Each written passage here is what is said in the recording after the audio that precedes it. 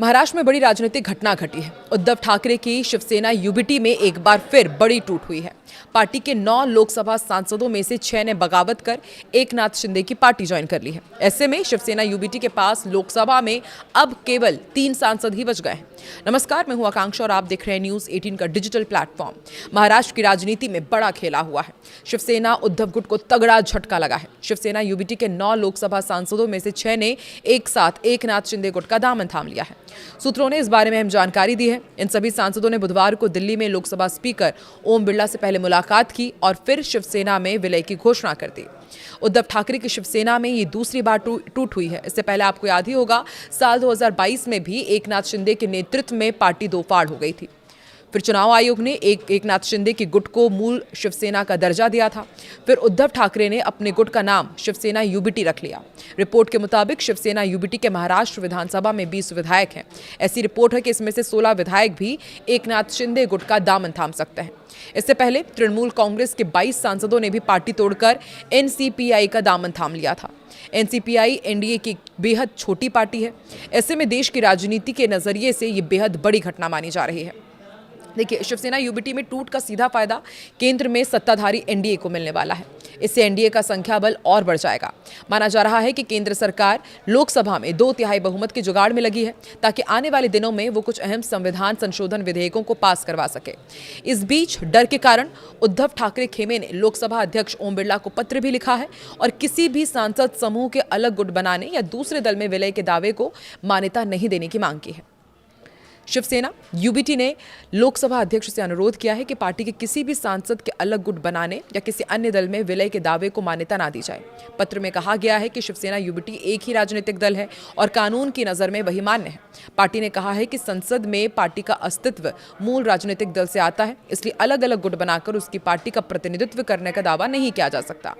UBT Shiv Sena के पत्र में सुप्रीम कोर्ट के साल 2023 के सुभाष देसाई बना महाराष्ट्र राज्य मामले का भी हवाला दिया गया है।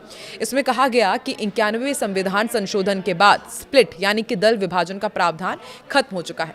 अब केवल विलय की सीमित छूट है। बता दें कि सुप्रीम कोर्ट के फैसले के अनुसार राजनीतिक दल को विधायी दल पर प्राथमिकता प्राप्त है। पार्टी नेतृत्व, व्हिप और निर्देश देने का अधिकार मूल राजनीतिक दल के पास होता है। पत्र में कहा गया कि केवल सांसदों की संख्या के आधार पर अलग गुट को मान्यता नहीं दी जा सकती। दरअसल शिवसेना यूबीटी के सभी 6 बागी सांसद मंगलवार को दिल्ली पहुंचे थे। उन्होंने लोकसभा स्पीकर ओम बिरला को चिट्ठी लिखकर खुद को अलग गुट बताते हुए एकनाथ शिंदे की शिवसेना में शामिल होने की जानकारी दी थी। इन बागी सांसदों में संजय देशमुख, दीना पाटिल, नागेश पाटिल, अष्टिकर, ओम राजे निम्बालकर, भाऊ साहेब बागचौरे और संजय जाधव का नाम शामिल है। उधर शिवसेना यूबीटी की वरिष्ठ नेता प्रियंका चतुर्वेदी ने पार्टी में बगावत पर एक तरह से मुहर लगाई और बीजेपी को चेतावनी दे डाली। उन्होंने इन बागियों की तुलना सांपों से की और बीजेपी को चेताया कि कल को ये तमाम लोग उन्हें भी डस सकते हैं। उधर शिवसेना यूबीटी ने भी इस बगावत की काट के लिए चाल चल दी है।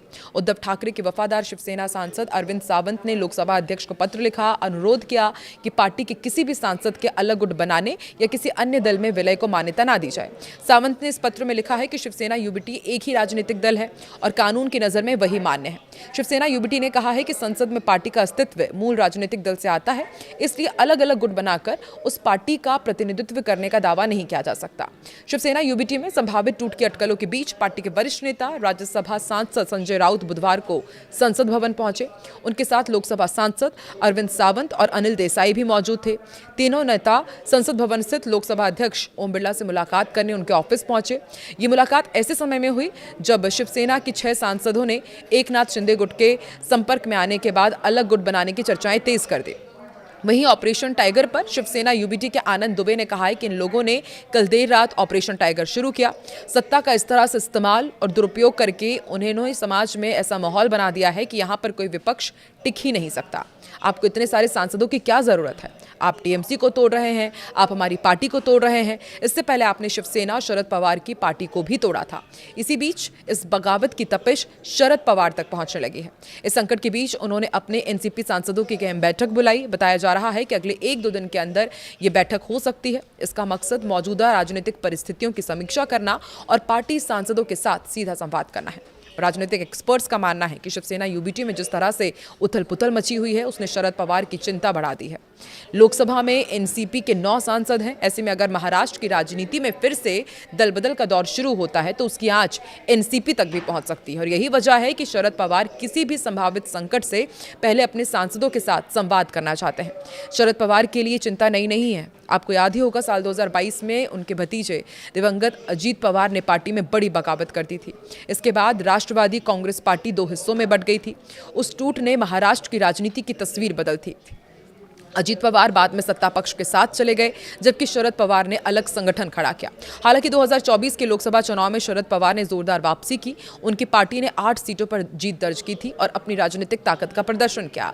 लेकिन उसी साल जब विधानसभा चुनाव हुए तो पार्टी उम्मीद के मुताबिक प्रदर्शन नहीं कर पाई और सिर्फ उसे 10 सीटों पर संतोष करना पड़ा। राज्य की राजनीति पिछले कुछ वर्षों से लगातार अस्थिर रही है। महाराष्ट्र में यदि बात की जाए तो पहले शिवसेना टूटी, फिर एनसीपी में विभाजन हुआ और अब एक बार फिर उद्धव ठाकरे की पार्टी में संकट की खबरें सामने आ रही है। ऐसे माहौल में हर राजनीतिक दल अपने सांसदों और विधायकों को एकजुट रखने की कोशिश कर रहा है।